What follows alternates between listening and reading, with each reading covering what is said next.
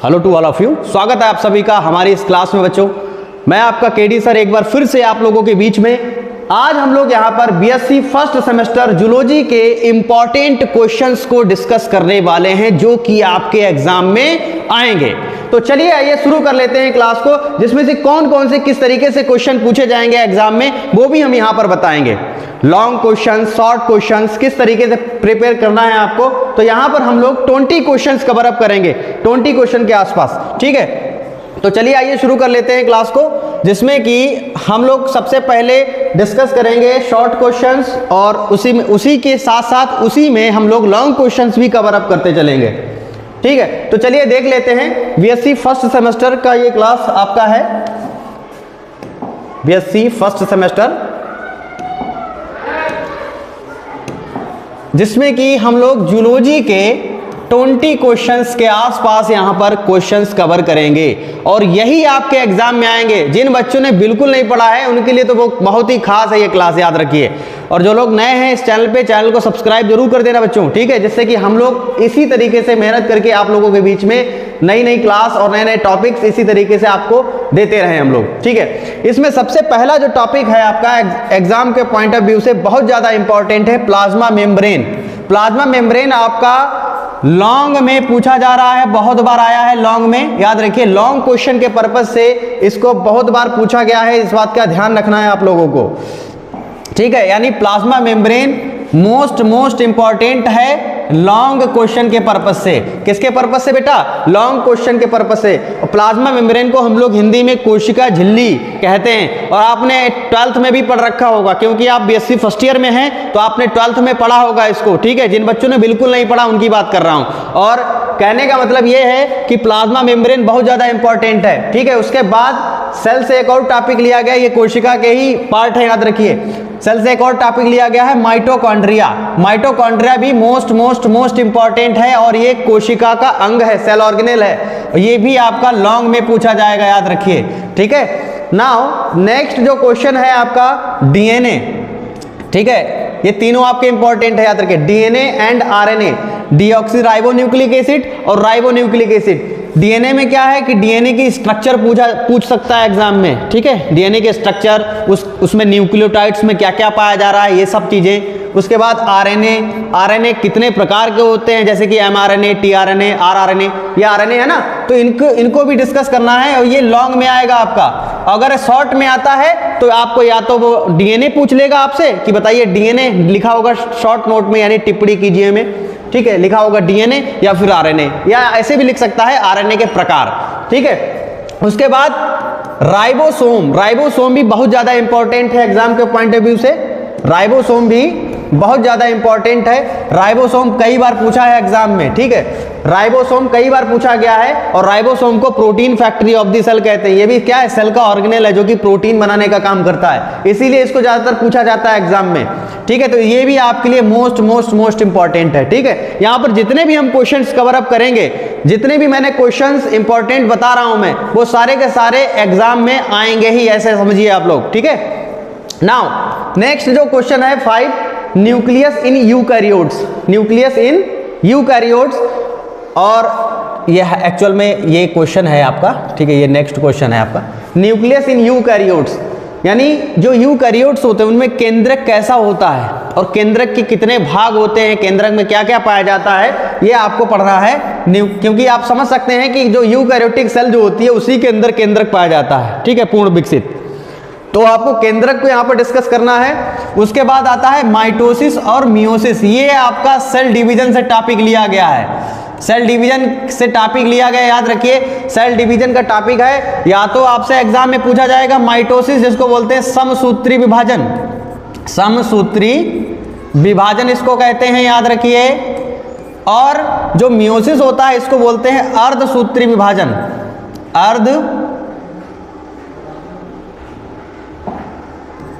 अर्धसूत्री विभाजन। ठीक है, तो समसूत्री विभाजन की अवस्थाओं को आपसे पूछ सकता है एग्जाम में। लॉन्ग में आएगा बच्चों, ये कैसे में आएगा? लॉन्ग में क्वेश्चन आएगा, याद रखिए। ठीक है, नाउ नेक्स्ट देखिए आप यहां पर पराक्सीसोम्स, ये भी बहुत बार एग्जाम में आया है और ये शॉर्ट नोट में ज्यादातर पूछा जाता है, शॉर्ट नोट में, ठीक है, शॉर्ट में आएगा अगर आएगा तो। उसके बाद आता है साइटोप्लाज्मिक इनहेरिटेंस, यानी कोशिका द्रव्यी वंशागति, कोशिका द्रव्यी वंशागति, ये भी आपका शॉर्ट नोट में कई बार आया है, इसको भी यहां पर लिख दीजिए शॉर्ट, ठीक है। नाउ नेक्स्ट है क्रोमोसोमल एनोमलीज या क्रोमोसोमल डिसऑर्डर भी आप इसको कहते हैं, गुणसूत्रीय व्यतिक्रम, यानी जब गुणसूत्रों में मानव के शरीर में जब गड़बड़ी हो जाती है, यानी संख्या जब गुणसूत्रों की बढ़ती है या फिर घटती है, जिसकी वजह से क्या होता है, उनके अंदर डिसऑर्डर्स पैदा हो जाते हैं, रोग पैदा हो जाते हैं, जिसकी वजह से इसी को कहते हैं हम लोग क्रोमोसोमल एनोमलीज।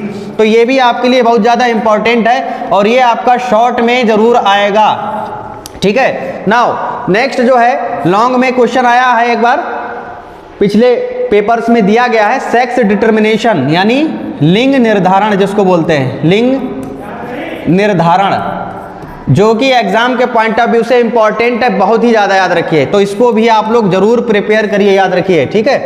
नाउ आगे देखते हैं, वायरस से जो क्वेश्चन आता है, वायरस से अगर क्वेश्चन आता है तो बैक्टीरियोफेज के बारे में ज्यादातर पूछता है, जीवाणु भोजी विषाणु जिसको कहते हैं हम लोग, क्या कहते हैं, जीवाणु भोजी विषाणु।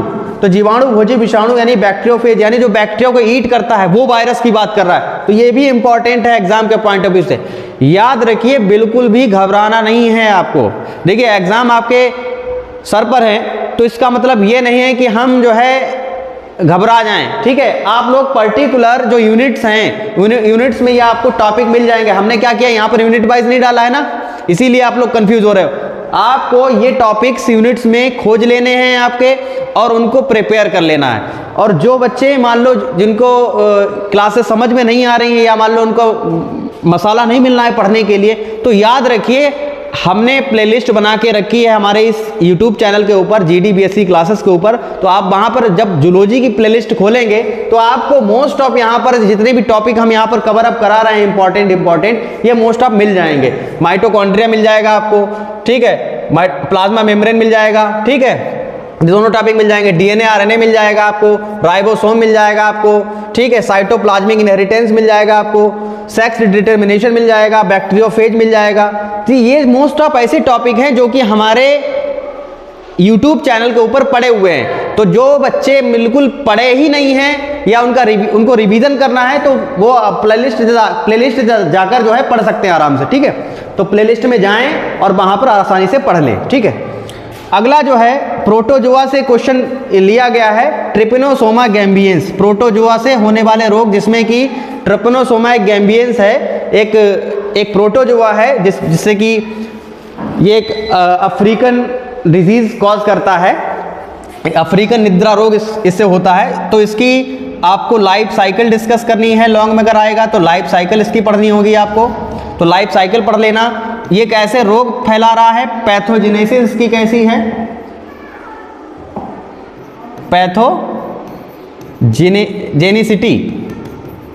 पैथोजेनिसिटी कैसी है, यानी रोग जनकता कैसी है, ठीक है, कैसे हम इसको प्रिवेंट कर सकते हैं, कैसे हम इसको रोक सकते हैं, ये सब आप ट्रिपेनोसोमा गैम्बियंस के बारे में डिस्कस करेंगे कि ट्रिपेनोसोमा की लाइफ साइकिल कैसी है, वो कैसे रोग फैला रहा है, कैसे हम इससे बच सकते हैं, इसके रोग से कैसे उपाय क्या है, रोकथाम क्या है इसकी, तो ये सब चीजें। अगला है तो इसके लिए मोस्ट इंपॉर्टेंट आप इसके ऊपर डाल दीजिए, ये बहुत बार आया है एग्जाम में, ठीक है, बुचरेरिया बैंक्रफ्टाई, ये भी एक आपका प्रोटोजोआ है जो कि इससे फाइलेरिया डिजीज कॉज होती है। तो इसकी भी आपको लाइफ साइकिल, पैथोजेनिसिटी और प्रिवेंशन इसको आपके पढ़ने होंगे, याद रखिए, ठीक है। तो ये अभी आपके लिए मोस्ट इंपॉर्टेंट है, याद रखिए, ठीक है। तो ये कुछ क्वेश्चंस हो गए, यहाँ पे 12 क्वेश्चन कवर कर लिए हमने। नाउ अब कुछ और क्वेश्चन देखते हैं हम लोग, ठीक है, जो कि एग्जाम के पॉइंट ऑफ व्यू से इंपॉर्टेंट है। हमने इधर पीछे 12 क्वेश्चंस कवर कर लिए थे, ठीक है। अब हम लोग यहाँ पर कुछ क्वेश्चंस और हैं, 12, 13, 14, 15, 16, ठीक है। बाकी जो क्वेश्चन बचे हैं वो हम अभी बता रहे हैं आपको। CR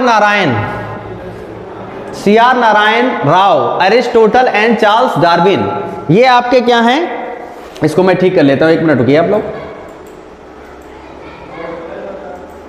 ये जो है ये टॉपिक्स अलग अलग है।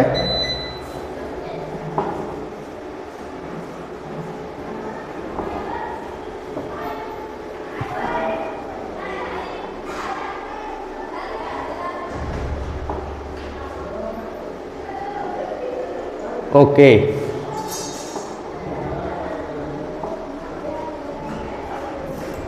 ठीक। अच्छा, अब कोई टॉपिक रह गया? हाँ, ये रह गया, देखिए।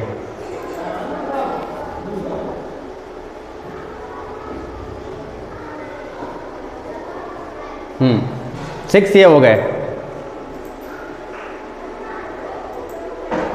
चलिए,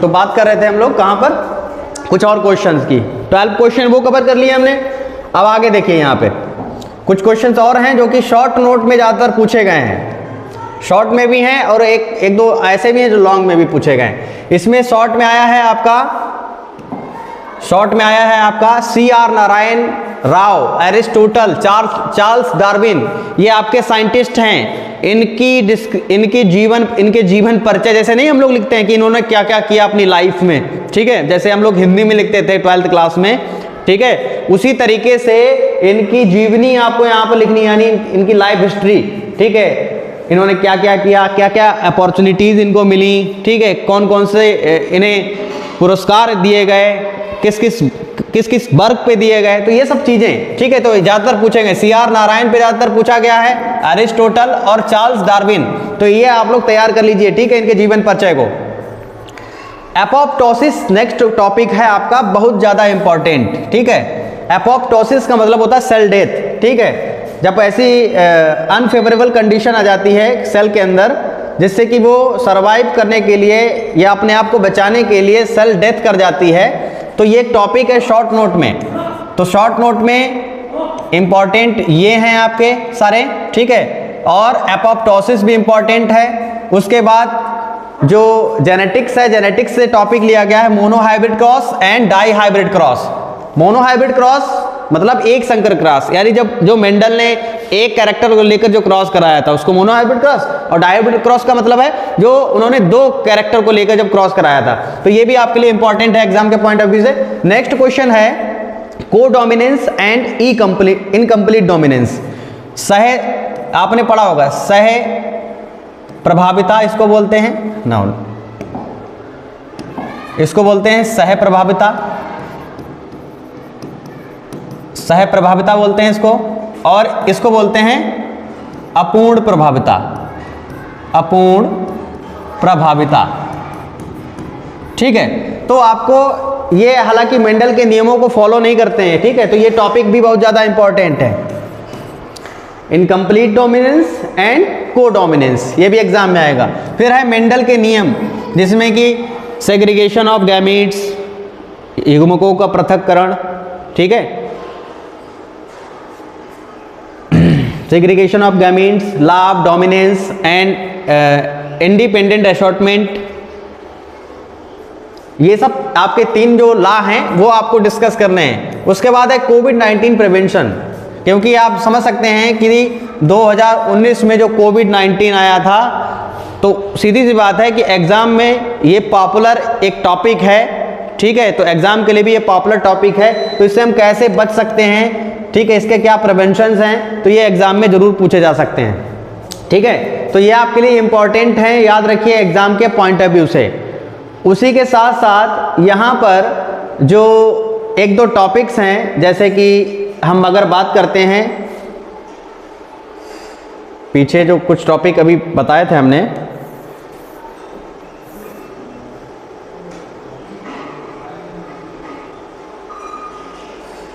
हाँ, इसमें कि हमने ये बताया था आपका राइबोसोम, सॉरी,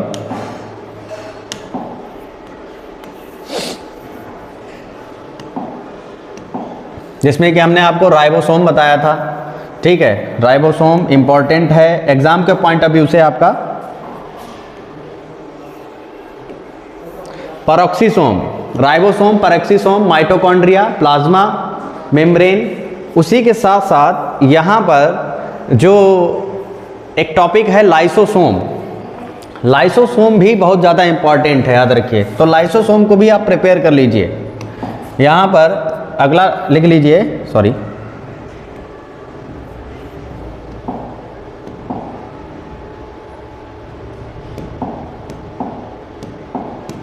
हाँ अगला लिख लीजिए,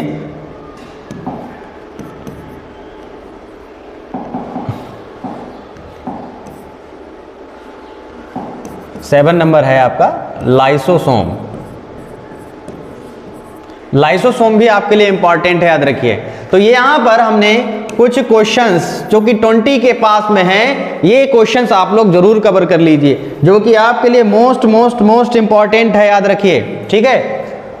और ये जो मैंने आज क्लास ली है आपकी, ये क्लास आपके यूपी के जो मोस्ट ऑफ यूनिवर्सिटीज़ हैं वहाँ से जो टॉपिक्स मतलब उनका जो सिलेबस है, ठीक है, एनईपी के अकॉर्डिंग, नेशनल एजुकेशन पॉलिसी के अकॉर्डिंग, उसके अकॉर्डिंग मैंने ये पेपर सेट किया है, याद रखिए, ठीक है। तो thank you very much, all the best बच्चों। इसी तरीके से आपको हम यहाँ पर क्लासेस देते रहेंगे बच्चों। Thank you, all the best.